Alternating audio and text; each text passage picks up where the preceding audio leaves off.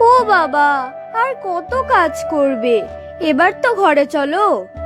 দাঁড়া মা, আর একটু কাজ বাকি, হয়ে এসেছে প্রায়। আর তুই এই রোদে দাঁড়িয়ে থাকিস না, ঘরে যা, আসছি আমি।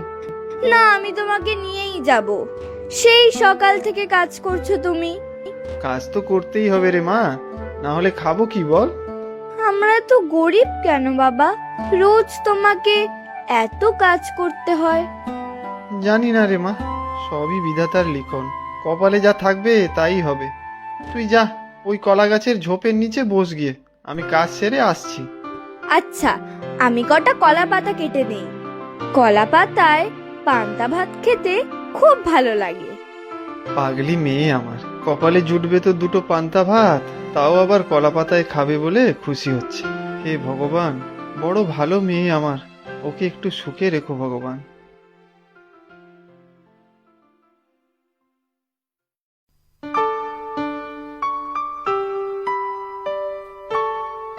যা, মেয়েটা তো ঘুমিয়েই পড়েছে। মিতি, ও মিতি, চল মা, দুজনে মিলে খেয়ে নেবো এবার। মিতি। আমি ঘুমিয়ে পড়েছিলাম বাবা।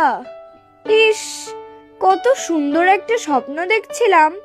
কেন ডাকলে আমাকে? আর রাগ করিস না মা, কত বেলা হয়ে গেল। আর এরকম বনে বাদারে কেউ শুয়ে ঘুমোয় নাকি? বড় বড় সাপ আছে এই কলা বনে। তোমার শুধু সাপের ভয়। কেন ভয় পাই তুই জানিস না? হ্যাঁ তো, মাকে সাপে কাটলো, তুমি তো মাকে বাঁচাতেই পারলে না। কেউ পারলো না বাঁচাতে। ভুল, খুব ভুল করেছিলাম রে। তোর মা বলেছিল হসপিটালে নিয়ে যেতে, সময় মতো নিয়ে গেলে মনে হয় বেঁচেই যেত। হ্যাঁ বাবা, আমি তো ছোট ছিলাম তখন, তাই বুঝিনি।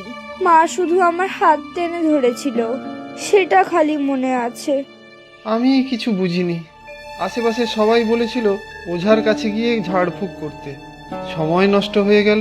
আমারই দোষ, আমারই দোষ। তুমি কেঁদো না বাবা, চলো ঘরে চলো।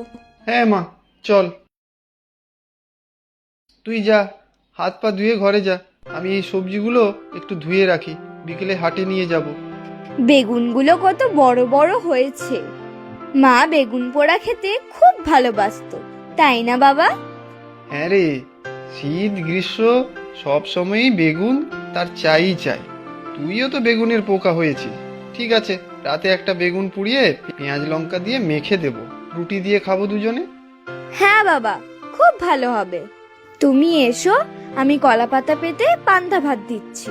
আচ্ছা ঠিক আছে, দুটো কাঁচা লঙ্কা ছিল, দেখিস গরিবের এই রাজভোজ।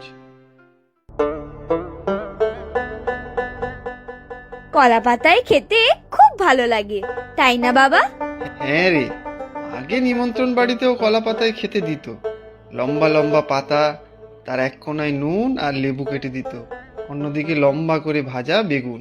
বেগুন ভাজা, ইস কত ভালো হতো। খাবি বেগুন ভাজা? তাহলে হাট থেকে আসার পথে একটু তেল কিনে আনবো। অবশ্য যা দাম তেলের। থাক, বেগুন ভাজা লাগবে না, তুমি বেগুন পুড়িয়েই দিও। তোর মা থাকলে বেগুন পোড়া সব একাই খেয়ে নিত, তুই তো ভাগে কিছুই পেতি না।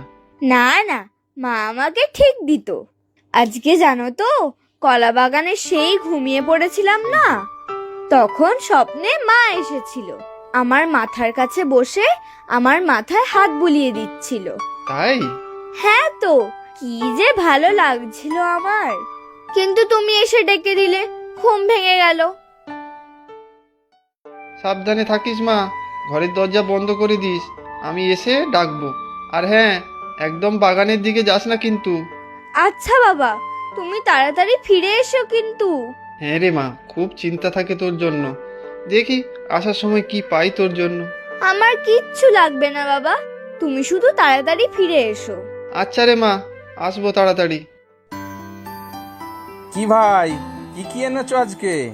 নিন না দাদা, কি নেবেন?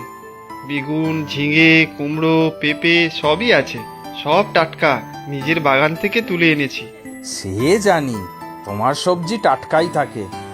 দাও সব অল্প করে, দরদাম করছি না, বুঝে শুনে দাম নিও। সে চিন্তা করবেন না দাদা, এতদিনের পুরনো খদ্দের আপনি, দাম কি আর বেশি নেব?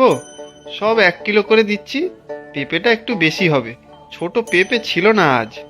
আচ্ছা দাও, কলা আনুনি আজকে? না, তাড়াহুড়োতে আজ আর কলার কাঁদি পাড়া হয়নি। তরকারিগুলো মেপে একটা ঝুড়িতে রাখ। মেয়েটা যা তাড়া দিল। তোমার মেয়ে? কটি ছেলে মেয়ে তোমার? আগে একটি মেয়ে, আমার নয়নের মণি। মা তো নেই ওর, তাই আমিই বাবা আর আমিই মা। ইস, কি দুঃখের কথা। এত ছোট বয়সে মাকে হারিয়েছে। কি হয়েছিল? সে এক অঘটন ঘটেছিল। বউটাকে আমার সাপে কামড়েছিল, বাঁচাতে পারিনি। এই নিন দাদা, সব দিয়ে দিয়েছি। আচ্ছা, তা কত দেব? 220 হয়, তা আপনি 200ই দিন পুরোপুরি। এই নাও 200 টাকা। আর এই 100 টাকাটা ধরো, মেয়েটাকে একটু মিষ্টি কিনে খাইও। কত অভাগী মেয়ে। না না, সে কি, তা কেন? আমি পরিশ্রম করে আমার মেয়েকে বড় করছি, দানের টাকা আমি নিতে পারবো না।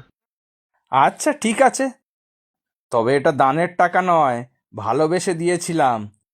তবে তুমি যখন এভাবে চাইছো না, তবে ঠিক আছে, আমি নিজে একদিন তোমার বাড়ি গিয়ে মেয়েটাকে মিষ্টি খাইয়ে আসবো। আপনি আসবেন এই গরিবের বাড়ি? আচ্ছা দাদা, মাপ